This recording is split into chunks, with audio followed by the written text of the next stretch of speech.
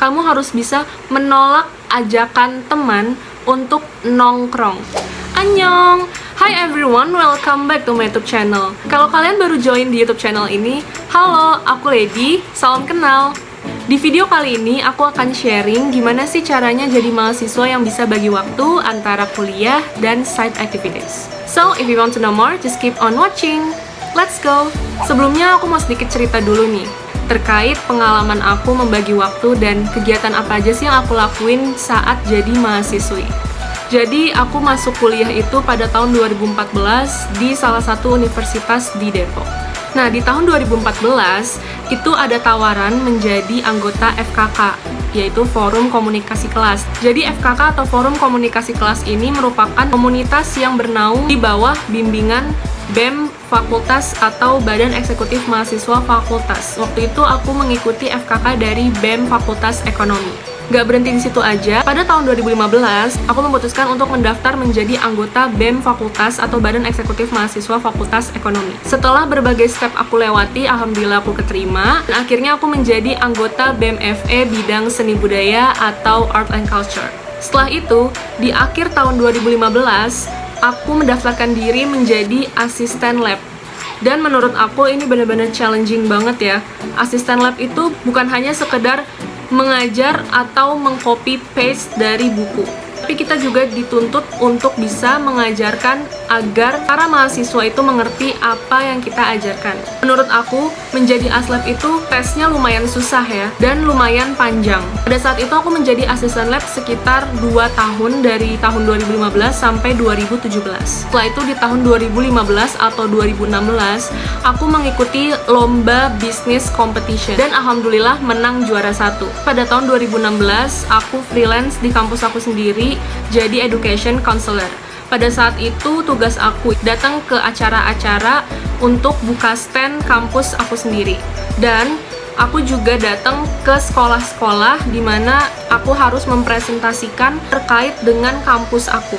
Lalu, pada tahun 2017, aku mencoba tantangan baru, yaitu aku magang di Bank Indonesia. Kalau kalian mau tanya-tanya atau tertarik dengan pengalaman magang aku di Bank Indonesia, kalian bisa banget tonton dulu video aku sebelumnya, atau kalian bisa tanya-tanya lewat komen di bawah, atau kalian bisa follow Instagram aku @ledira dan DM aku. Insya Allah aku akan jawab. Setelah itu, tahun 2018, aku mencoba tantangan baru lagi, yaitu magang kedua aku di Otoritas Jasa Keuangan atau OJK. Dan kalau kalian tertarik juga, bisa banget kalian cek videonya di video sebelum ini. Dan 2018, alhamdulillah aku lulus dari dunia perkampusanku. FYI, jadi di tahun 2015 ke 2016 itu merupakan tahun-tahun sibuknya aku. Kenapa aku bilang gitu? Karena di tahun 2015 ke 2016 itu aku benar-benar banyak banget kegiatannya, mulai dari yang BEM sampai aslab dan juga ikut lomba. Dan pastinya kuliah. Nah itu, aku mau kasih tips ke kalian gimana caranya membagi waktu kuliah dengan kegiatan-kegiatan lainnya based on my experience. Pertama, kalian harus bisa prioritasin mana yang urgent, mana yang enggak, mana yang penting, mana yang enggak. Kalian bisa banget buat matriksnya, mulai dari penting plus urgent, penting aja tapi nggak urgent, urgent aja tapi nggak penting, nggak urgent, nggak penting. Kalian bisa banget tuh bikin matriksnya supaya kalian bisa mengetahui nih kegiatan-kegiatan mana yang perlu didahului. Ini merupakan the urgent important matrix. Bisa kita lihat di kuadran 1, do, urgent, and also important. Kegiatan apa aja sih yang biasanya masuk ke kuadran 1 ini? Kalau based on my experience, biasanya kuadran 1 ini adalah merupakan hal-hal yang important juga urgent. Misalnya kalian kuliah dan lagi ada quiz atau ujian, dibanding kalian harus memilih untuk mengikuti rapat komunitas atau organisasi. Nah, untuk kuadran yang kedua, plan, not urgent but important. Contoh kegiatan apa sih yang biasanya masuk ke kuadran 2? Misalnya hari ini kamu dikasih tugas sama dosen kamu, dan tugas itu harus dikumpulin minggu depan. Dan di hari yang sama, kamu juga harus membuat proposal lomba, dan deadline-nya itu besok. Seperti yang kita tahu, kegiatan ini dua-duanya sangat-sangat penting. Tapi ada salah satu yang not urgent, yaitu bikin tugas. Kamu bisa bikin tugas kamu setelah kamu submit proposal lomba kamu. Kuadran ketiga, not important but urgent. Kegiatan yang biasanya masuk ke kuadran 3 yaitu misalnya kamu lagi bertugas di ruang BEM. Nah, kamu lagi ada kerjaan nih, misalnya lagi mau membuat surat. Terus datang lagi nih cutting, ngasih kita tugas untuk upload sesuatu ke sosial media. Dan di waktu yang bersamaan, itu sebenarnya masih ada teman kamu yang sekiranya kerjaannya nggak begitu berat. Nah, untuk tugas kedua yang baru datang, yang upload ke sosial media, itu harus kamu delegate ke teman kamu. Karena itu not important but urgent. Jadi kamu bisa delegate kerjaan itu ke teman kamu, dan dua-duanya bakal beres.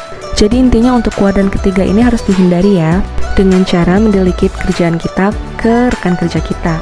Nah, sekarang kuadran terakhir, eliminate. Not important dan not urgent. Misalnya kalian lagi belajar untuk ujian. Nah, ada dong rasa-rasa untuk refreshing sejenak.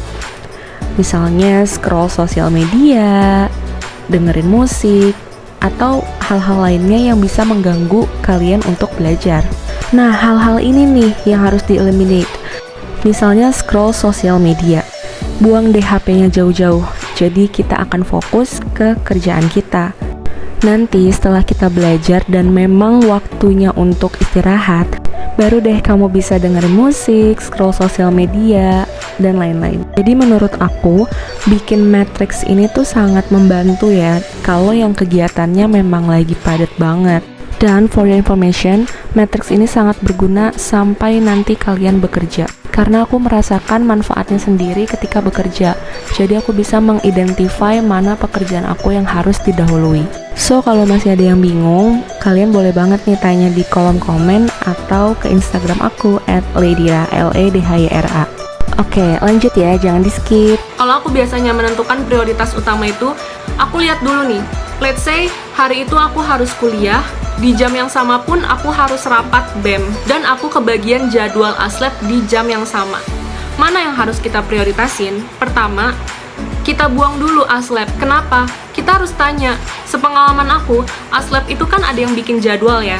Nah, kita bilang ke yang bikin jadwal, hari ini aku nggak bisa kak, hari ini boleh nggak diganti sama minggu depan?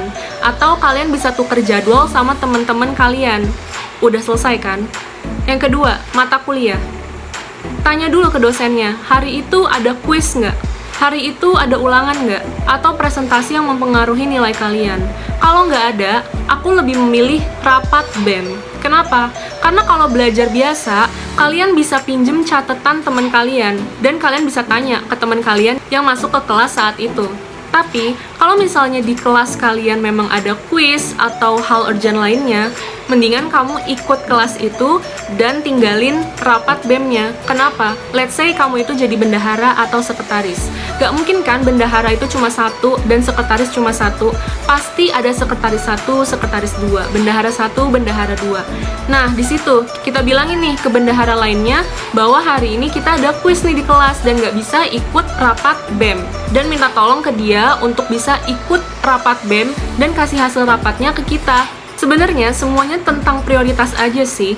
Walaupun kita memprioritaskan aktivitas itu kedua, ketiga, keempat, bukan berarti mereka nggak penting. Tapi itu merupakan sebuah cara gimana kita bisa produktif di segala aktivitas. Dan yang perlu kalian tahu, kalau kita masih muda, please use your time wisely. Kenapa?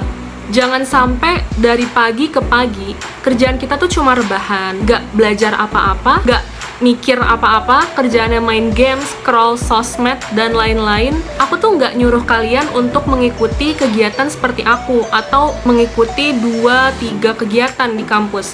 At least kamu punya satu kegiatan di luar kuliah. Kenapa aku bilang gitu?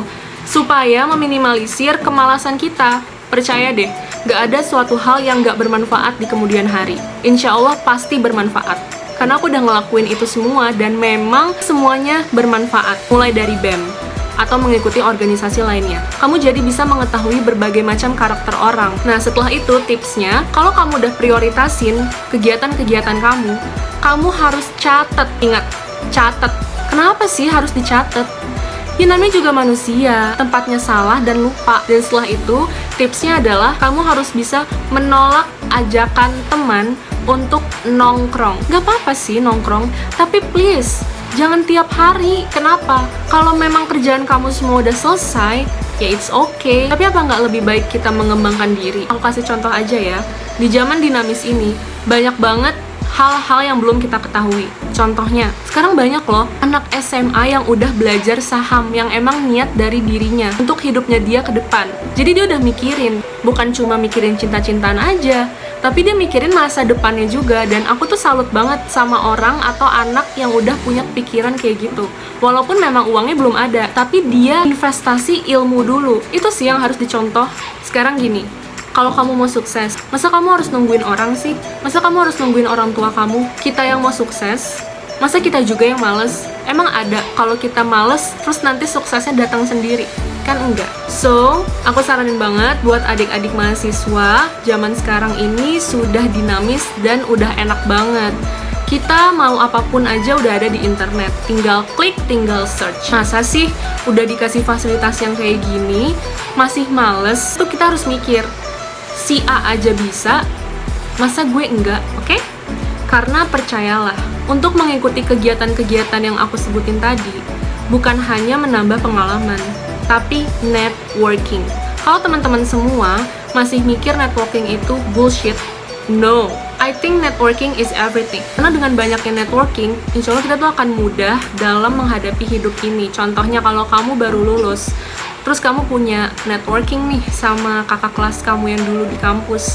Dia punya lowongan kerja. Dibanding sama orang yang gak punya siapa-siapa atau gak punya kenalan siapa-siapa, dia mau kerja juga tapi gak tahu info apa-apa. Lebih mudah yang mana? Lebih mudah yang ada kenalan kakak kelas kan? At least kamu tuh jadi tahu, oh ada info di sini loh, daripada orang yang gak tahu infonya. Dapat sebuah info aja tuh, itu merupakan step pertama yang bagus loh. So aku cuma mau ngingetin sekali lagi, jangan lupa untuk banyak mengikuti kegiatan-kegiatan yang ada di kampus saat kita masih menjadi mahasiswa, because networking is everything. Kalau kalian mau request tips yang lain mengenai self-development or something, bisa banget drop your question on the description box below. Karena insya Allah aku akan jawab-jawabin satu-satu, dan kalau aku ada waktu, aku akan bikin videonya. So, sekian dulu tips dari aku, semoga bermanfaat, and bye!